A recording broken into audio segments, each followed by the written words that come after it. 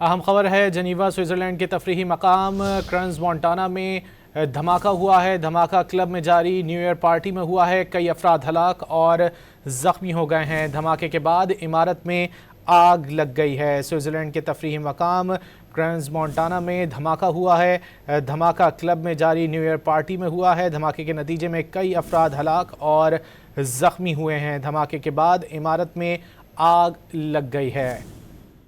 Switzerland में तफरीही मकाम क्रंस Montana में धमाका हुआ है। धमाका क्लब में जारी न्यू ईयर पार्टी के दरमियान हुआ है और इसके नतीजे में कई अफराद हलाक और ज़ख्मी हो गए हैं। धमाके के बाद इमारत में आग लग गई है। धमाका क्लब में जारी न्यू ईयर पार्टी में हुआ है। न्यू ईयर पार्टी में कई अफराद शामिल थे।